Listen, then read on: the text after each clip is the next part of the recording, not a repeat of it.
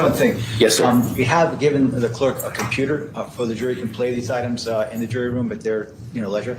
And so given the age of the people on the jury, I don't think there's any issues with respect to their ability to run it, operate it. What are you saying, Mr. Devlin? I'm saying that people of a certain age may not be quite as nimble with computers, myself included, as others. So I don't know whether the court wants to make an inquiry on that or just tell them maybe if they have a problem with it, they can send a note out and we'll address it. That's what I was gonna. I think that was what I got the sense that should be done. And so, and you wouldn't have any objection if it's necessary to have them come in to hear or see these things? No, I wouldn't object to that if we can't make the computer part work. Right. Right, and that's acceptable to you too? That's acceptable. Okay.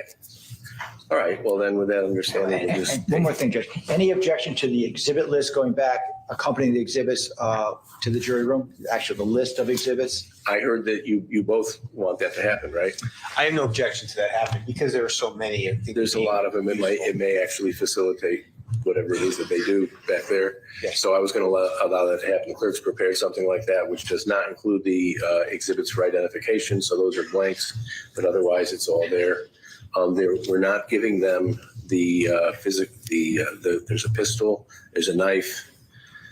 I think there's a couple of items of clothing, and we're not going to give them. They'll have to ask for those, and I'll mention that to them. Correct. Okay. Yep. All right. Perhaps the court exhibits as well, Your Honor, could be redacted from the exhibit list. Are those on the same list? They're redacted. Okay. Okay. I mean, are they listed? They're redacted. They're not on the list. You're not. Right. Okay. Okay. Anything else? No, Your Honor. We get. Sure.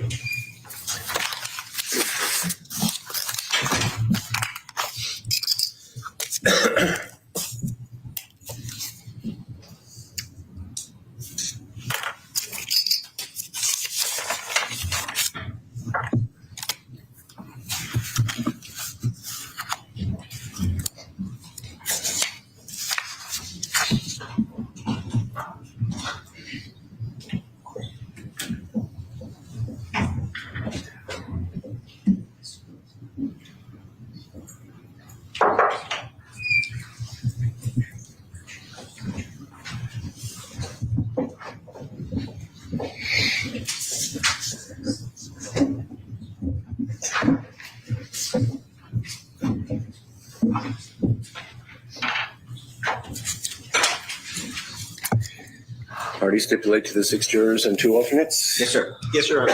Thank you. Ladies and gentlemen, you've heard the evidence presented in this case and the arguments of the attorneys. It is now my duty to instruct you as to the law that you're going to apply to the facts in this case. Because these instructions are so important and it is critical that both the state and the defendant know in advance everything I'm going to say, I'll be reading these instructions. And because these instructions are so important, I ask for your closest attention and thank you in advance for your cooperation and that attention. This charge, which is what these instructions are called, is to be considered by you as a whole, and my individual instructions are not to be considered in artificial isolation from the overall charge.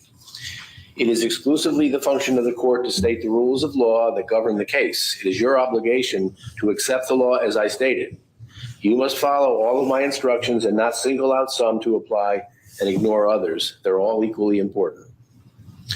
You're the sole judges of the facts. It is your duty to find the facts. You are to recollect and weigh the evidence and form your own conclusions as to what the ultimate facts are. You may not go outside the evidence introduced in court to find the facts. This means that you may not resort to guesswork, conjecture, or suspicion, and you must not be influenced by any personal likes or dislikes, opinions, prejudices, or sympathy. My actions during the trial in ruling on motions or objections by counsel, or in comments to counsel, or in setting forth the law in these instructions are not to be taken by you as any indication of my opinion as to how you should determine or resolve questions of fact. The defendant justly relies on you to carefully consider his claims, if any, and to carefully consider all the evidence and to find him not guilty if the facts and the law require such a verdict. The defendant rightfully expects fair and just treatment at your hands. Likewise, the state of Connecticut and its people look to you to render a verdict of guilty if the facts and law require such a verdict. In this case, as in all criminal prosecutions, the defendant is presumed to be innocent unless and until proved guilty beyond a reasonable doubt. This presumption of innocence was with this defendant when he was first presented for trial in this case. It continues with him throughout this trial unless and until such time, if at all, that the evidence produced here in court, considered in the light of these instructions of law and deliberated upon by you in the jury room, satisfies you beyond a reasonable doubt that he is guilty. The presumption of innocence may be overcome only after the state introduces evidence that establishes for you the defendant's guilt as to the crime charged beyond a reasonable doubt.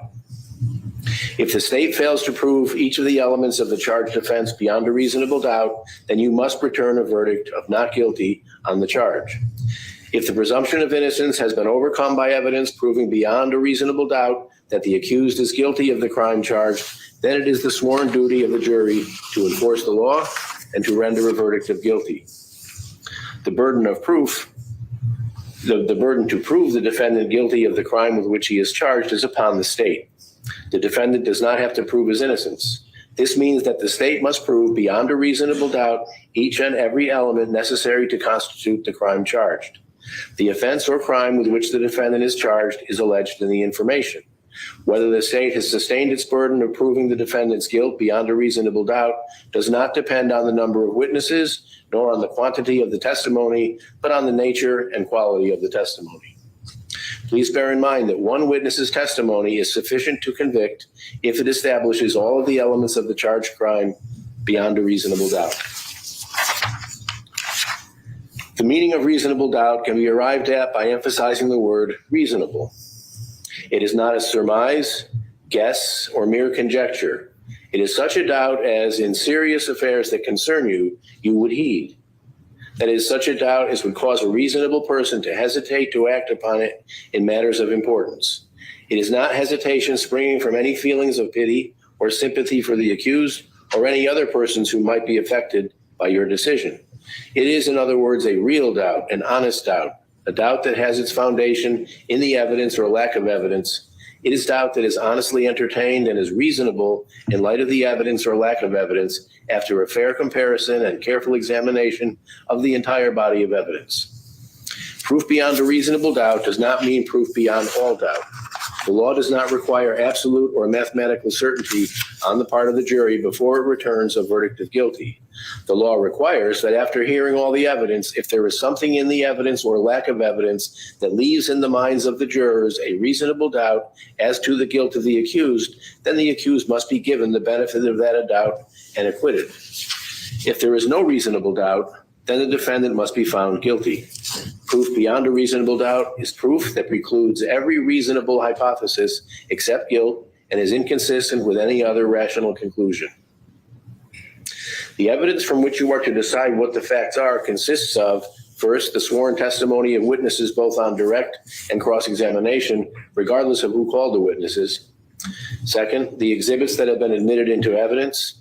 Third, any facts that the court judicially noticed. And fourth, any stipulations of the parties. In reaching your verdict, you should consider all the testimony and exhibits admitted into evidence. Certain things are not evidence, and you may not consider them in deciding what the facts are. These include arguments and statements by lawyers. The lawyers are not witnesses. What they have said in their closing arguments is intended to help you interpret the evidence, but it is not evidence in itself. If the facts as you remember them differ from the way the lawyers have stated them, your memory of them controls. It is not proper for the attorneys to express their opinions on the ultimate issues in the case or to appeal to your emotions. Testimony that has been excluded or stricken is also not to be considered. The document called the information, which you will have with you at the time of your deliberations, is merely the formal manner of accusing a person of a crime in order to bring him to trial. You must not consider the information as any evidence of the guilt of the defendant or draw any inference of guilt because he has been charged with a crime. You will note that the information contains within it information about the time, date, and location where the offense allegedly occurred. The state does not have to prove the exact time, date, or location of the offense beyond a reasonable doubt. However, the state must prove each element of the offense alleged, including identification of the defendant, beyond a reasonable doubt. There are, generally speaking, two kinds of evidence, direct and circumstantial. Direct evidence is testimony by a witness about what that witness personally saw or heard or did. Circumstantial evidence is indirect evidence, that is, evidence from which you could find that another fact exists, even though it has not been proven directly. There's no legal distinction between direct and circumstantial evidence as far as probative value goes. The law permits you to give equal weight to both, but it is for you to decide how much weight to give to any particular evidence. Circumstantial evidence of an event is the testimony of witnesses as to the existence of certain facts or evidence or the happening of other events from which you may logically conclude that the event in question did happen. By way of example, let us assume that it is a December night and you're preparing to retire for the evening. You look out the window and you see that it's snowing. You wake up the next morning, come to court, and testify that the night before it was snowing in the area of your house. That is direct evidence of the fact that it snowed the night before. You saw it and you came into court and you testified to that fact.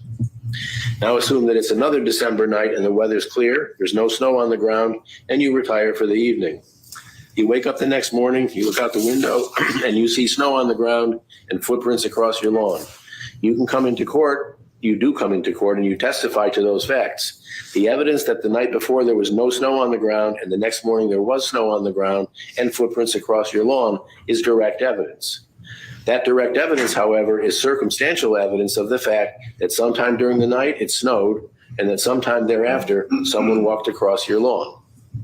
The only practical difference between direct and circumstantial evidence is that when you have direct evidence of some fact, the main thing you have to do is determine the believability of the direct testimony given and the credibility of the witness. With circumstantial evidence, you must first determine the credibility of the witness or witnesses and then decide whether the facts testified to did exist. Then you must decide whether the happenings of those events or the existence of those facts leads logically to the conclusion that other events have occurred or other facts exist, and ultimately whether the crime alleged was committed by the accused. There's no reason to be prejudiced against any evidence simply because it is circumstantial evidence. You make decisions on the basis of circumstantial evidence in the everyday affairs of life. There's no reason why decisions based on circumstantial evidence should not be made in the courtroom. In fact, proof by circumstantial evidence may be as conclusive as would be the testimony of witnesses speaking on the basis of their own observation. Circumstantial evidence, therefore, is offered to prove a certain fact from which you are asked to infer the existence of another fact or set of facts. Before you decide that a fact has been proved by circumstantial evidence, you must consider all the evidence in light of reason, experience, and common sense. In deciding what the facts are, you must decide which testimony to believe and which testimony not to believe. You have observed the witnesses. The credibility of the witnesses and the weight to be given to their testimony are matters entirely within your judgment. You may believe all, none, or any part of any witness's testimony. In weighing testimony of the witnesses, you should consider the probability or improbability of their testimony. You may take into account whether the witness was able to see or hear or know the things about which that witness testified. You may consider how well that witness was able to recall and describe those things, the witness's manner while testifying, whether the witness has an interest in the outcome of the case or any bias or prejudice concerning any party or any matter involved in the case. You may assess the overall reasonableness of the witness's testimony considered in light of all the evidence in the case and whether the witness's testimony was contradicted by what that witness has said or done at another time or by the testimony of other witnesses or by other evidence. If you think that a witness was deliberately testified or has deliberately testified falsely in some respect, you should carefully consider whether you should rely upon any of that witness's testimony.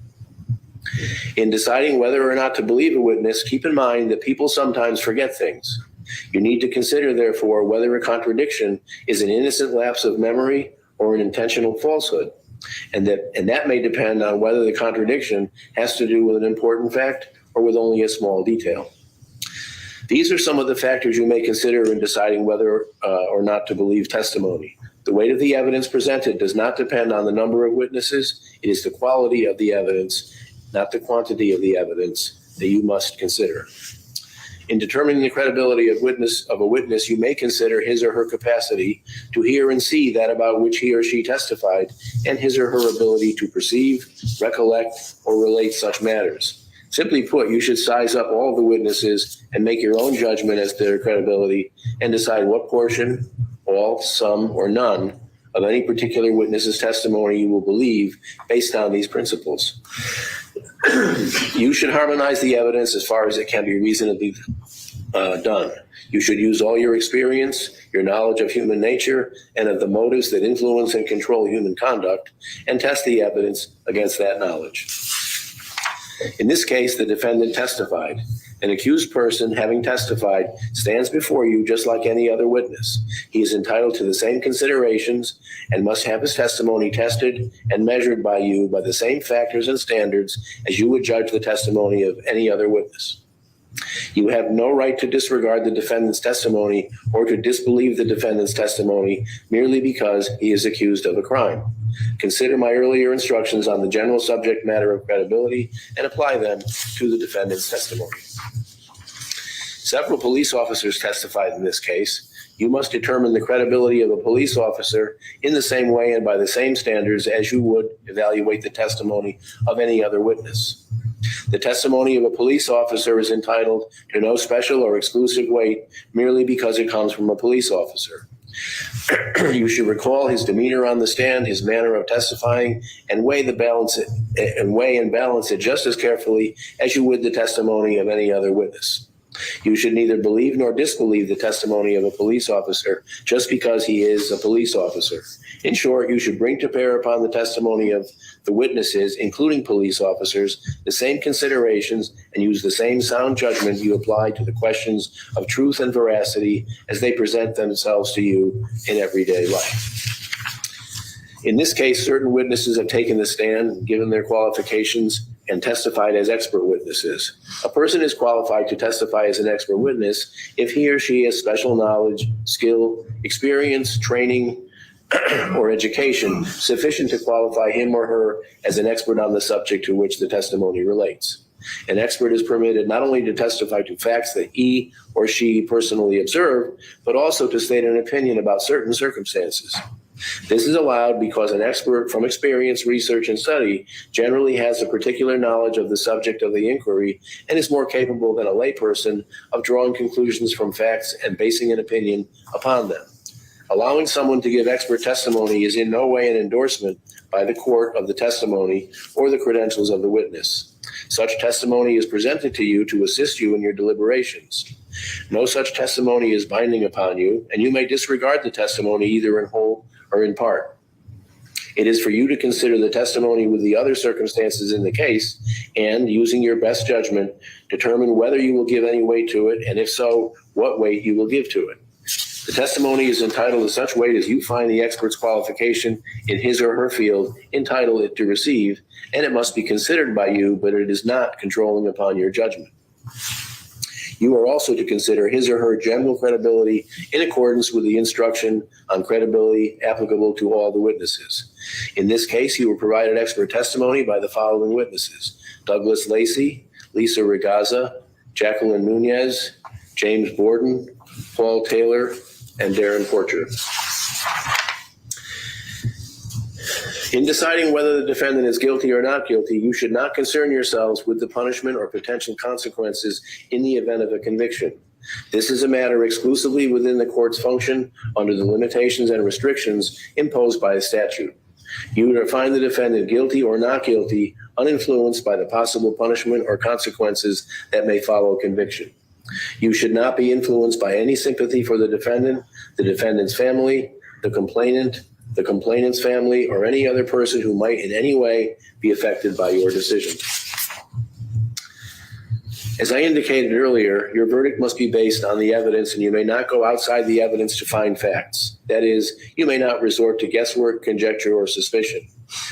As human beings, we all have personal likes and dislikes, opinions, prejudices, and biases. Generally, we are aware of these things, but you also should consider the possibility that you have implicit biases, that is, biases of which you may not be consciously aware. Personal opinions, preferences, or biases have no place in a courtroom where our goal is to treat all parties equally and to arrive at a just and proper verdict.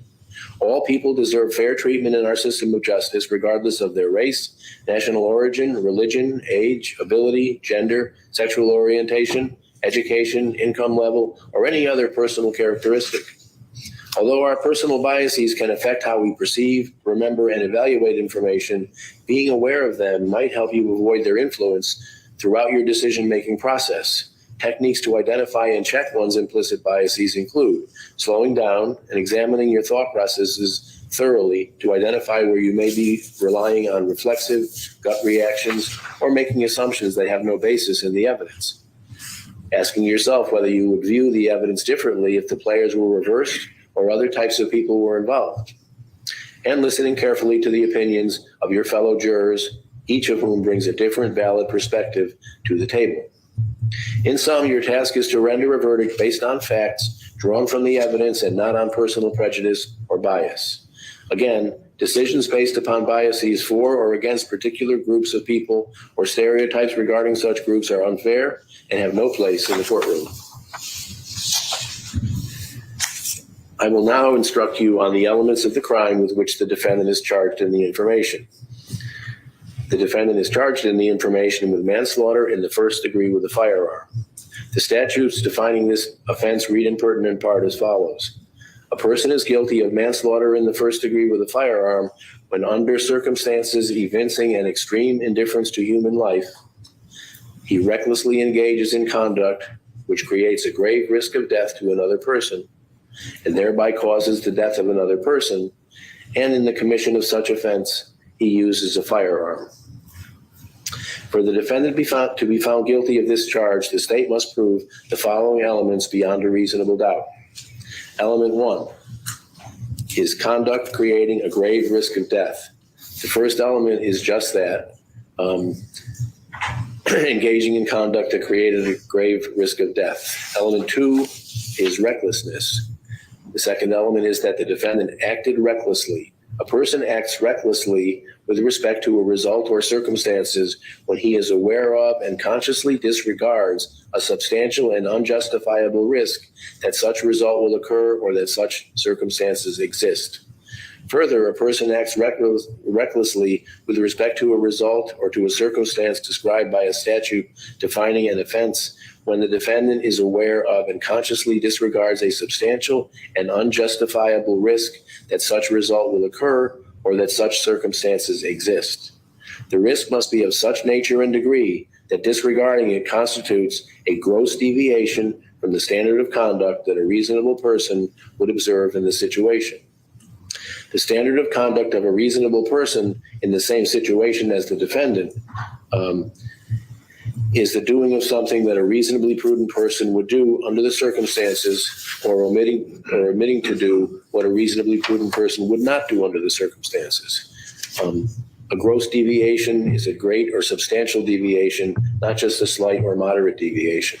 There must be a great or substantial difference between, on the one hand, the defendant's conduct in disregarding a substantial and unjustifiable risk, and on the other, what a reasonable person would have done under the circumstances. Whether a risk is substantial and unjustifiable is a question of fact for you to determine under all the circumstances. And in this case, because the defendant is a police officer and the evidence indicated that, instead of just a reasonable person for the purposes of applying the instruction that I just gave you, you would use a reasonable peace officer or a policeman. Element 3, the third element is that the defendant's conduct demonstrated an extreme indifference to human life. Indifference means simply not caring. It means lacking any interest in a matter one way or the other. Extreme means existing in the highest or greatest possible degree. Extreme indifference is more than ordinary indifference. It is synonymous with excessive and is the greatest departure from the ordinary. What evinces an extreme indifference to human life is a question of fact for you. Element 4, caused death. The fourth element is that the defendant's conduct caused the death of Mubarak Suleiman. This means that the defendant's conduct was the proximate cause of the defendant's death, or the decedent's death. You must find it proved beyond a reasonable doubt that Mubarak Suleiman died as a result of the actions of the defendant. The state must prove beyond a reasonable doubt that the defendant proximately caused the death of Mubarak Suleiman. Proximate cause does not necessarily mean the last act or cause or the act in point of time nearest to death. The concept of proximate cause incorporates the principle that an accused may be charged with a criminal offense even though his acts were not the immediate cause of the death. An act or omission to act is a proximate cause of the death when it substantially and materially contributes in a natural and continuous sequence, unbroken by an efficient intervening cause, to the death. It is a cause without which the death would not have occurred. It is a predominating cause, a substantial factor from which the death follows as a natural, direct, and immediate consequence. And then there's an additional element. The crime charge requires an additional element. The additional element is that in engaging in conduct which caused the death of Mubarak Suleiman, the defendant used a firearm. The term firearm includes any sawed-off shotgun, machine gun, rifle, shotgun, pistol, revolver, or other weapon, whether loaded or unloaded, from which a shot may be discharged. You must find that the firearm was operable at the time of the offense. In this case, the state claims that the Smith & Wesson M&P 2.0 9mm handgun allegedly used by the defendant was an operable firearm. In summary, the state must prove beyond a reasonable doubt that 1, the defendant engaged in conduct that created a grave risk of death, 2, that the defendant acted recklessly, 3, that he acted under circumstances evincing an extreme indifference to human life, 4, that the defendant caused the death of Mubarak Suleiman, and finally, that the defendant used a firearm. If you unanimously find that the state has proven beyond a reasonable doubt each of the elements of the crime of manslaughter in the first degree with a firearm, then you shall consider the defense of another, on which I will instruct you in a moment. On the other hand, if you have unanimously found the state has failed to prove any one or more of the elements of the crime of manslaughter in the first degree with a firearm, you shall then consider the lesser offense of manslaughter in the second degree with a firearm. Do not consider the lesser offense unless and until you have unanimously acquitted the defendant of the greater offense. There are 2 lesser included offenses that I'm going to describe to you. The first one is manslaughter in the second degree with a firearm. The statute defining manslaughter in the second degree with a firearm reads in pertinent part as follows. A person is guilty of manslaughter in the second degree with a firearm when he recklessly causes the death of another person, and in the commission of such offense, he uses a firearm. So for you to find the defendant guilty of this lesser offense, the state must prove the following elements beyond a reasonable doubt. First, that the defendant caused the death of Mubarak Suleiman. This means that the defendant's conduct was the proximate cause of the decedent's death. You must find it proved beyond a reasonable doubt that Mubarak Suleiman died as a result of the actions of the defendant. Remember now the instruction on proximate cause that I gave you a few moments ago. The second element is that the defendant's actions that resulted in the death of Mubarak Suleiman were reckless. A person acts recklessly with respect to a result or circumstances when he is aware of and consciously disregards a substantial and justifiable risk that such result will occur or that such circumstances exist. Remember the instruction on recklessness I gave you a few moments ago. There is an additional element to this crime. The additional element is that engaging in conduct which caused the death of Mubarak Suleiman, the defendant used a firearm. The term firearm includes any sawed-off shotgun, machine gun, rifle, shotgun, pistol, revolver, or other weapon, whether loaded or unloaded, from which a shot may be discharged. You must find that the firearm was operable at the time of the offense. As I said before, in this case, the state claims that the Smith & Wesson M&P 2.0 9mm handgun allegedly used by the defendant was an operable firearm.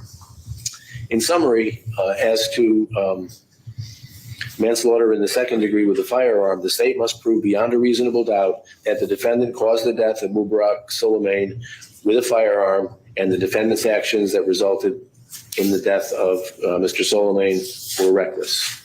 If you unanimously find that the state has proved beyond a reasonable doubt each of the elements of the crime of manslaughter in the second degree with a firearm, then you shall consider the defense of another. On the other hand, if you have unanimously found that the state has failed to prove beyond a reasonable doubt any one or more of the elements of the crime of manslaughter in the second degree with a firearm, you shall then consider the lesser offense of criminally negligent homicide. Do not consider this offense unless and until you have unanimously acquitted the defendant of manslaughter in the second degree with a firearm. The second lesser offense that I'm going to instruct you on is called criminally negligent homicide. The statute defining criminally negligent homicide reads in pertinent part as follows.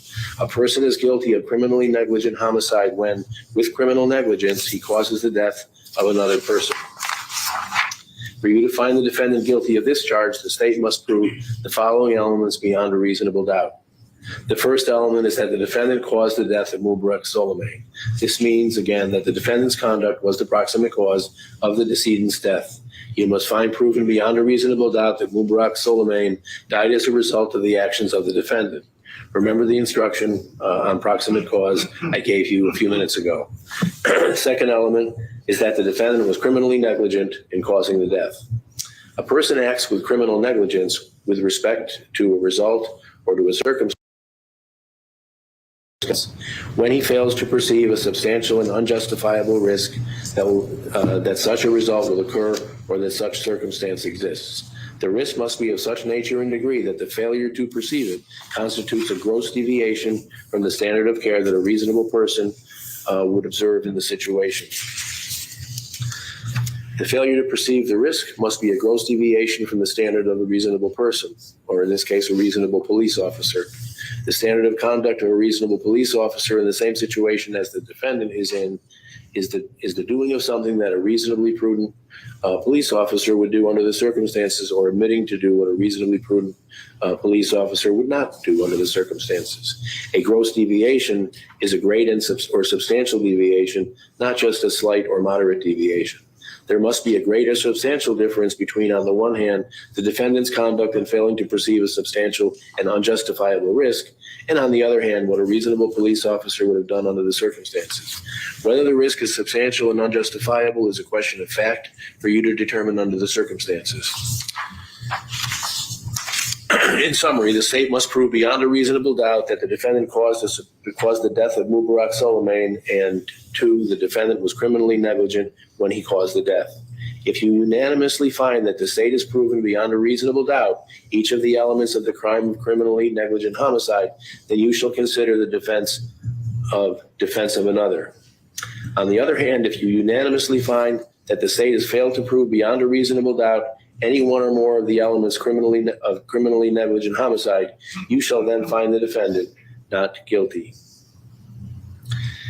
The evidence in this case raises the issue of the defense of others. The defense of others may apply to the charge of manslaughter in the first degree with a firearm and the lesser included offenses of manslaughter in the second degree with a firearm and criminally negligent homicide. In other words, all 3 of the offenses that I've just instructed you on.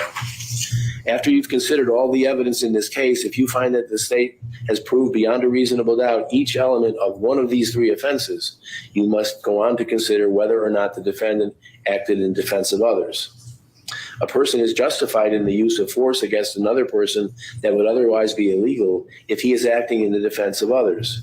It is a complete defense to certain crimes, including manslaughter in the first degree with a firearm and the lesser included offenses of manslaughter in the second degree with a firearm and criminally negligent homicide. When, as in this case, evidence of the defense of another is introduced at trial, the state must not only prove beyond a reasonable doubt all the elements of the crime charged or one of its lesser included offenses to obtain a conviction, but also must disprove beyond a reasonable doubt that the defendant acted in the defense of others.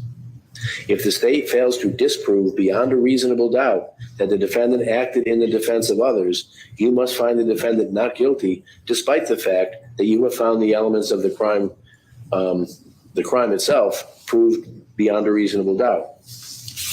The defendant has no burden of proof whatsoever with respect to this defense.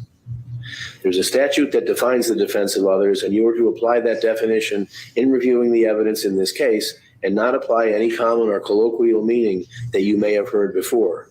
The statute defining the defense of others reads in pertinent part as follows.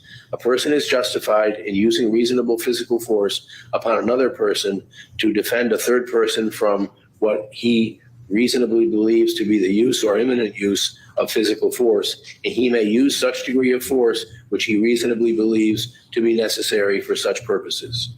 The statute requires that before a defendant uses physical force, before a defendant uses physical force upon another person to defend a third person, he must have two reasonable beliefs.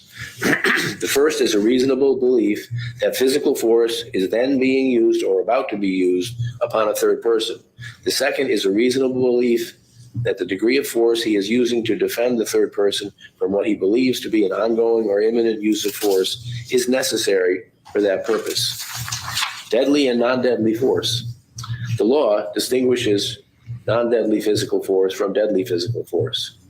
Physical force means actual physical force or violence or superior physical strength. The term deadly physical force is defined by statute as physical force which can reasonably be expected to cause death or serious physical injury.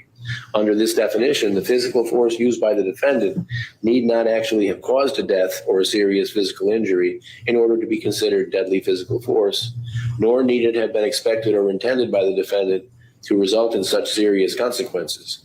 Instead, what determines whether the defendant used deadly physical force, is whether the force actually used by the defendant could reasonably have been expected to cause death or serious physical injury. Physical injury is defined by statute as impairment of physical condition or pain, and serious physical injury is defined as physical injury which creates a substantial risk of death or which causes serious disfigurement, serious impairment of health, or serious loss or impairment of the function of any bodily organ. It is up to you to determine whether the defendant used deadly physical force or non-deadly physical force against Mr. Mubarak, or against Mubarak Suleiman. You were to make that determination after considering all the evidence. If the state claims that the defendant used deadly physical force, the state must prove that beyond a reasonable doubt. The first question you must resolve then is whether the level of force used by the defendant rises to the level of deadly physical force or is some lower degree of physical force. Once you have determined whether the defendant has used deadly or non-deadly force, you must then go on to consider whether the defendant justifiably acted in defense of others. Each of the reasonable belief requirements of the statute requires you to ask two questions. The first question you must ask is, did the defendant actually have the belief in question when he acted as he did? The second question you must ask is whether the defendant's actual belief was reasonable in the sense that a reasonable peace officer in the defendant's circumstances at the time of his actions, viewing those circumstances from the defendant's point of view, would have shared that belief. A Connecticut state trooper is a peace officer under the laws of the state of Connecticut.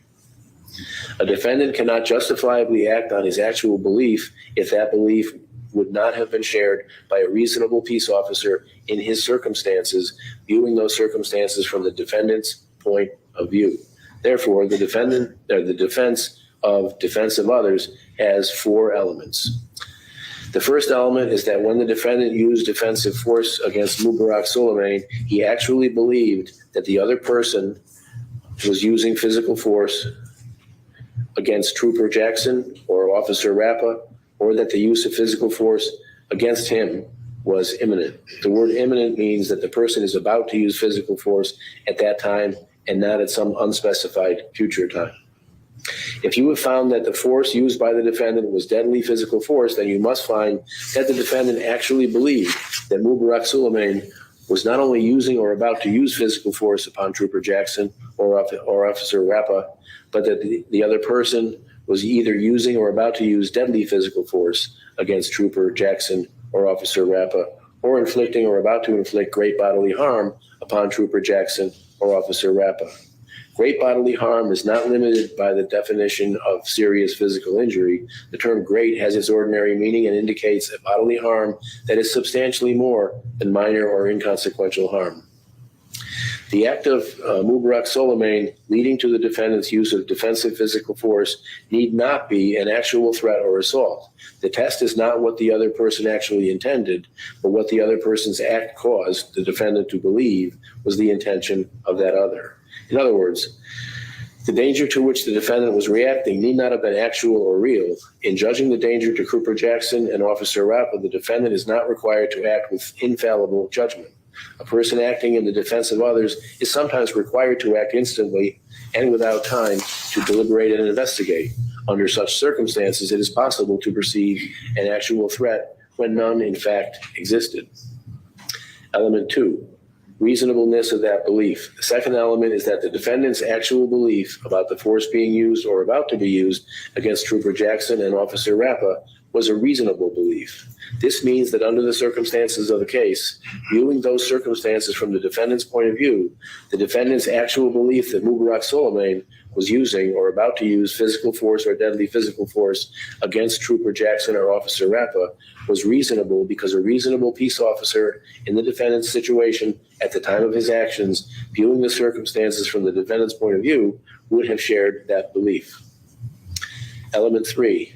The third element is that when the defendant used physical force upon Mubarak Soleimani for the purpose of defending Trooper Jackson and Officer Rappa, he actually believed that the degree of force he used was necessary for that purpose. This applies whether you have found that the defendant used deadly force or deadly physical force or not. The question is whether the defendant believed that it was necessary to use the degree of force that he used to defend Trooper Jackson and Officer Rappa from the attack. The fourth element is that the defendant's actual belief about the degree of force necessary to defend Trooper Jackson and Officer Rappa was a reasonable belief. This means that under the circumstances of the case, viewing those circumstances from the defendant's point of view, the defendant's actual belief that the degree of force used was necessary to defend Trooper Jackson and Officer Rappa was reasonable because a reasonable peace officer in the defendant's circumstances at the time of his actions, viewing those circumstances from the defendant's point of view, would have shared that belief. You must remember that the defendant has no burden of proof whatsoever with respect to the defense of others. Instead, it is the state that must prove beyond a reasonable doubt that the defendant did not act in the defense of others if it is to prevail on its charge of manslaughter in the first degree with a firearm or either of the lesser included offenses on which you have been instructed. To meet this burden, the state need not disprove all four of the elements of the defense of others. Instead, it can defeat the defense of others by disproving any one of the four elements of the defense of others beyond a reasonable doubt to your unanimous satisfaction. So if you unanimously find that the state has failed to prove beyond a reasonable doubt any of the elements of a crime to which the defense of others applies, you shall then find the defendant not guilty and not consider the defense. If you unanimously find that all the elements of a crime to which the defense of others applies have been proved beyond a reasonable doubt, you shall then consider the defense of others. If you unanimously find that the state has disproved beyond a reasonable doubt at least one of the elements of the defense, you must reject that defense and find the defendant guilty. If, on the other hand, you unanimously find that the state has not disproved beyond a reasonable doubt at least one of the elements of the defense, then on the strength of that defense alone, you must find the defendant not guilty, despite the fact that you have found the elements of the crime proved beyond a reasonable doubt.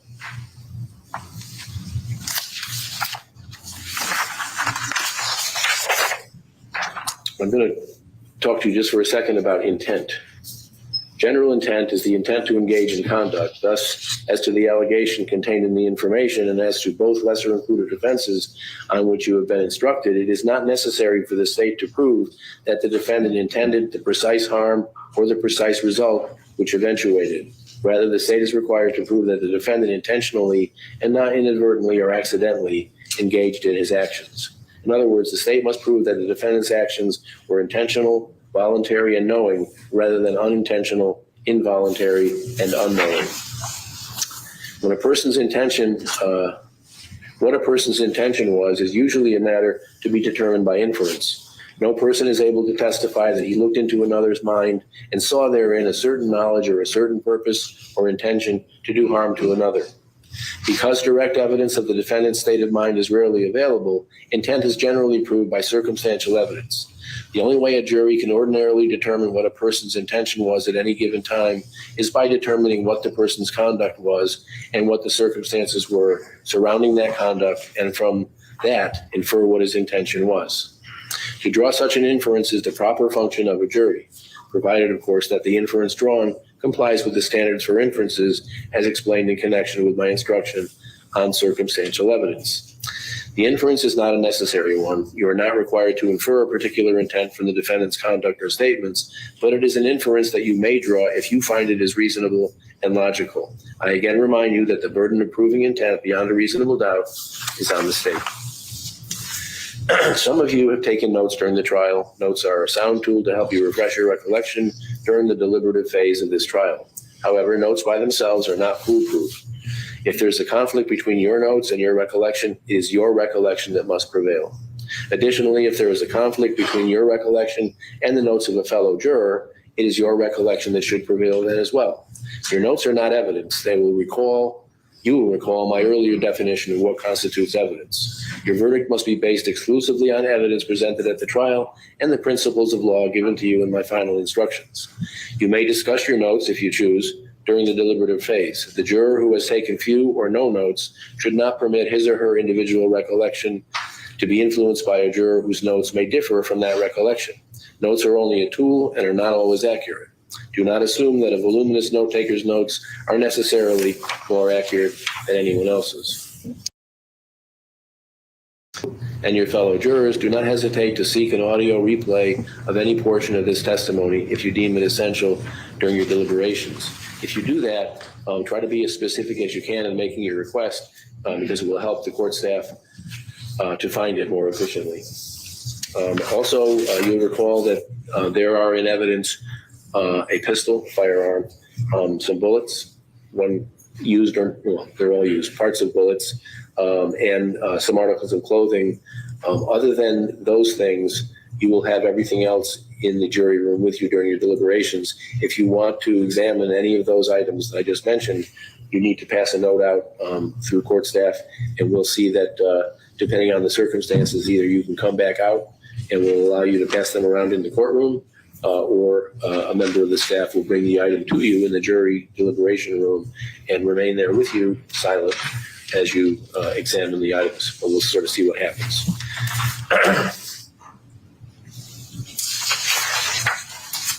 So in conclusion, I want to impress upon you that you are duty-bound as jurors to apply the law as I have outlined it to you, to determine the facts on the basis of the evidence that has been presented, and to render a verdict of guilty or not guilty. When you reach a verdict, it must be unanimous. It is the duty of each juror to discuss and consider the opinions of the other jurors. Despite that, in the last analysis, it is your individual duty to make up your own mind and to decide this case upon the basis of your own individual judgment and conscience. If you're unable to reconcile your recollection with your fellow jurors, you may request that a particular portion of testimony be replayed for you here in the courtroom. And as I said, if you do make such a request, please be as specific as possible so that the court monitor can locate the testimony. Also, please be patient while we locate the testimony that's requested, as it may require us to locate various portions of the witness's testimony. With that, I'm going to have the jurors retire to the jury room. I'll direct that you not begin deliberations until you've selected one of your members to be the foreperson of the jury, and you've received the information which you'll have with you, as well as the exhibits which you'll have with you, except for the ones I mentioned. So don't do any deliberation until those things have happened. And court staff will be bringing that stuff to you directly as soon as you get to the jury room. You must remember, if you have any questions during your deliberations, the questions must be submitted in writing and must be dated and signed by the jury foreperson. Tell the judicial marshal when you've reached a verdict, but do not tell him what your verdict is, or her. You will be asked to return to the courtroom, where the foreperson will announce the verdict orally in response to questions from the courtroom clerk. The rest of the panel will be asked whether they concur with the verdict. So that's how that will work. So now, with that, I'll have the 6 jurors retire to the jury deliberation room and await the exhibits and the information from the clerk. Folks still with us? Books go with you, yes. And I'll ask that the two alternates remain here with us. Okay, Mr. Marshall.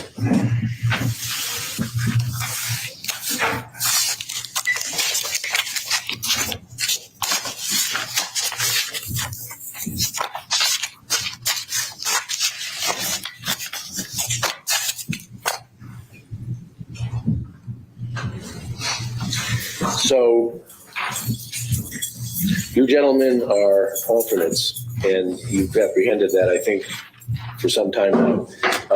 What that means is that against various possibilities, we selected more jurors than including the alternates, than the law requires, against the possibility that something could happen to one of the jurors. And in the event that happened or happens, that's what one of you in a random order would be replacing one of the jurors. And that's the reason that you've been asked to remain here for all the evidence. So you're in the same place that the other jurors are in the event that you need to serve. We've gotten through the entire process up till now without needing to call upon you, but that doesn't mean that you have not performed a very, very important service for the state of Connecticut. As I explained to you at the beginning, just showing up for that first day when you came in here to be voir dire was important, and everything since then has been important. Everything tends to get more important as we go along, so you're at sort of a critical stage. I am going to ask if you would to remain in the courthouse for the next hour and a half or so in case something happens as what I've just sort of described about the jury. And it would be my intention following that to excuse you and discharge you, actually. But if you would, please stay and let's just see if anything happens. Okay? So then, so a different room for these gentlemen, right? Okay.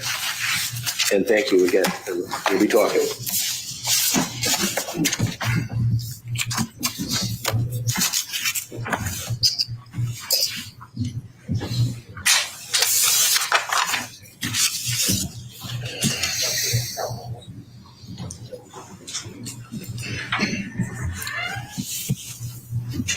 So now you guys are going to bring that stuff? Yes. Got the information, and you got the exhibits. Yeah.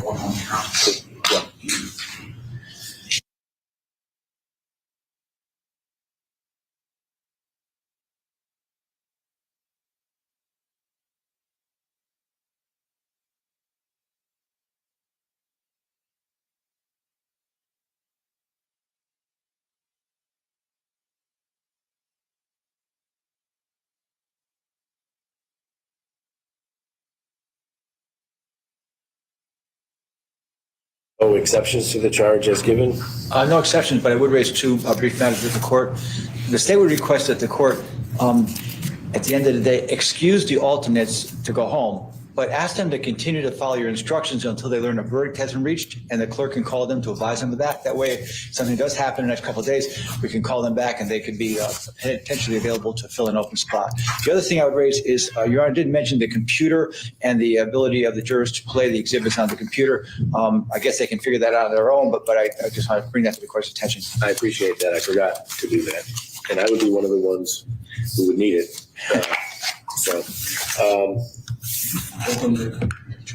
No exception to the charge by the state. Thank you. I have no exceptions to the charge. My only question is, did the court have any intention of providing them a copy of the charge? I was not going to do that unless one of you insists. I frankly find it to be maybe more difficult that way. And in the event that they need help, they might really need help. So I thought I would have them come out. I would defer to the court on that. I'm not making a demand of that. I just was wondering. I understand. I appreciate the point, though. I do have,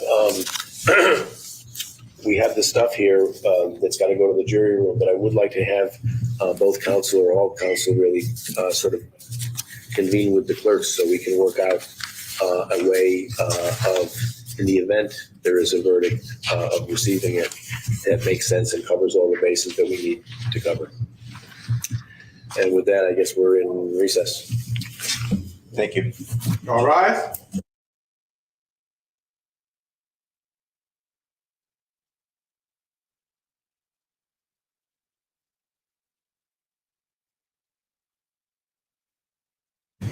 Right now, I'll just let them know I'm going to do what the state suggested unless there's objection. No, that's fine. One other thing before they come out, you did say to them that they were not getting the weapon. The jury. They're not going to be getting the gun, the taser, or the baton. Or the knife. Or the knife. Yeah, I forgot the taser and the baton. I think I mentioned the other things, and I was not going to give them the clothing either.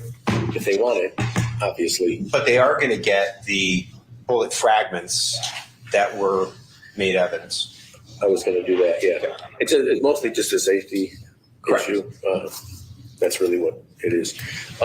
So, yeah, I'm sorry to do this way, but I'm going to just go back on the record for a second. Yeah.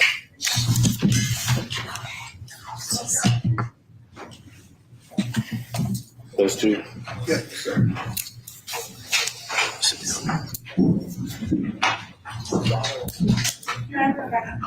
Thank you. Thank you for coming back in, gentlemen. I guess I didn't fully describe what I need to have from you, if I can presume to do that. As I said, I'd like you to stay here this afternoon if you would. I would also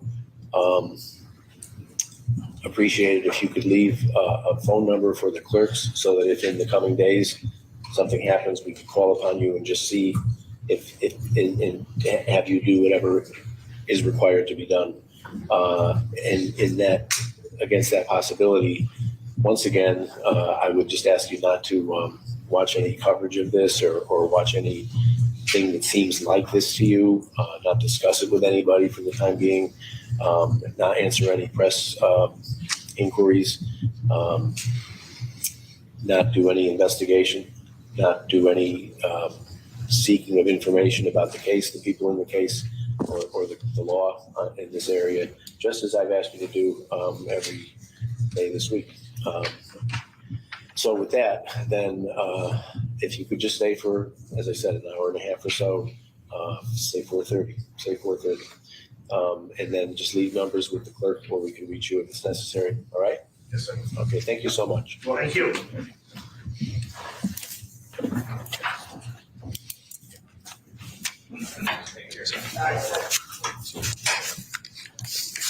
Yeah. More? No.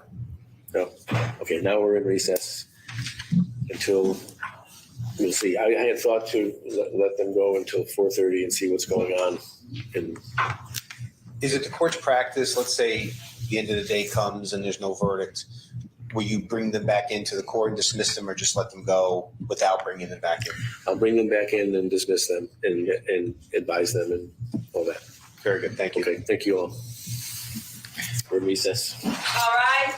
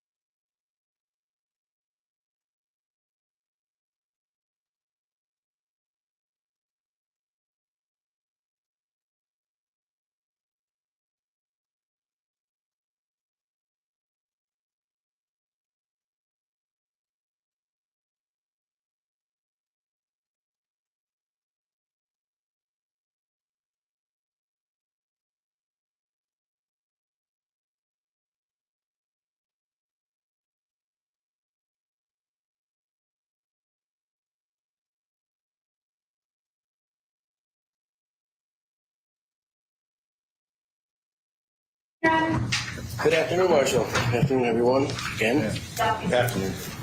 So as I've indicated, we have a note, and I shared it with counsel. It reads, can we be supplied with the detail of the defense of others, paren force, paren law, signed by the foreperson, and that'll be court exhibit next exhibit. And so I propose to send into them the section of the charge that I just read to them on defense of others. And the clerk has prepared a copy of it. Have you gentlemen seen that? To make sure that it's pages 33 to 43 of the instructions that I shared with you earlier today. We agreed that 33 to 43 would be, they're correct. I haven't actually seen it, but I rely on the clerk to copy it properly. For the record, I did look at it. That's the entirety of it. Yeah, that's it. Showing it to counsel.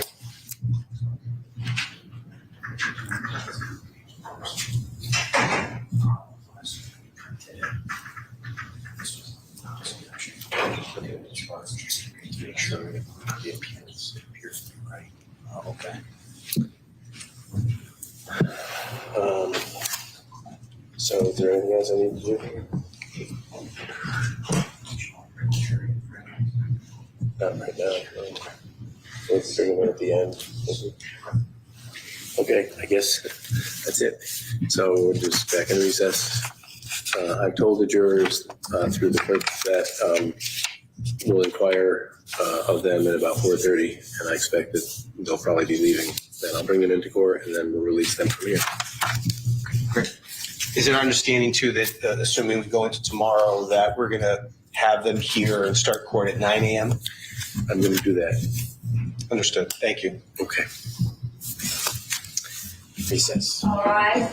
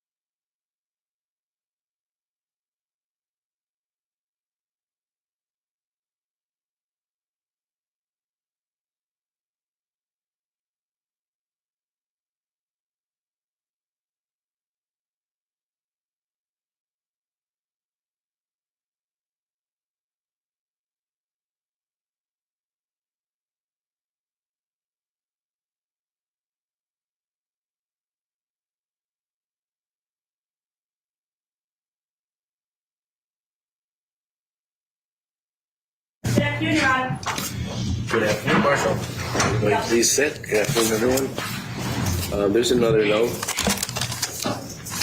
Court Exhibit 8. I'll let you read it, but the gist of it is at this point they would like more information from the instructions in writing, so I'm just going to give them the charge, I think. You can, Okay. Can we take a look at it? yeah. So, give it to them in the morning, maybe.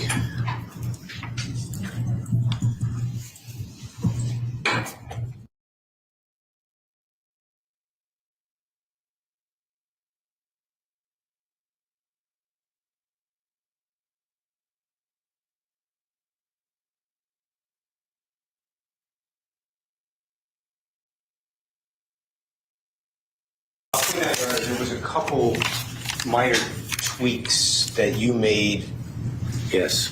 that we should make sure are reflected in the copy that they get. And those tweaks were only that in the recklessness charge of manslaughter, you replaced reasonable person with reasonable peace officer. Yeah. I think I wrote down the 2 pages that happened on. I think you only did it twice. Other than that, I think as drafted, it was delivered. Yeah, I think that was the only substantive one. Yes. There was 1 or 2 others that were changed a little bit, but they weren't. It was just. So I can correct that in the morning.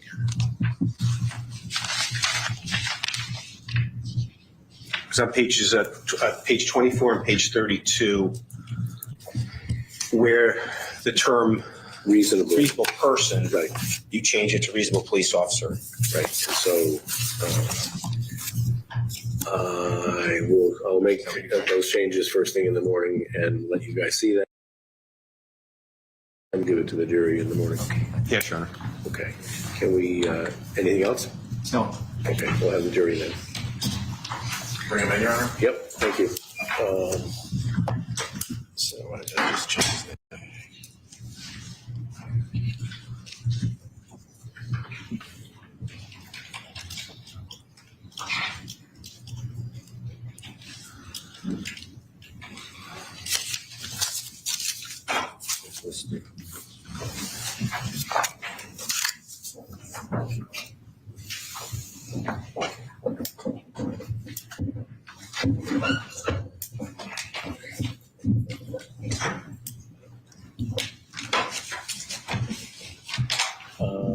Okay, 6 jurors. Yes. So stipulate.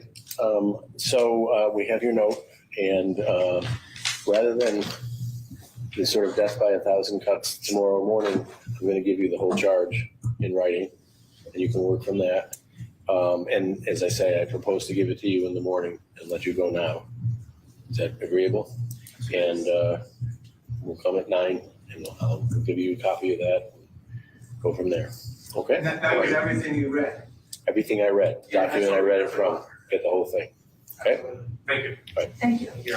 All right, have a pleasant evening. All the things that I said before about don't talk to anybody, don't do any research, don't come to any conclusions or form any firm opinions, and keep it all to yourselves. Don't talk to anybody about it. No word to the press, and don't watch anything like this anywhere. Don't look anything up. Okay? Pleasant evening. Pleasant evening.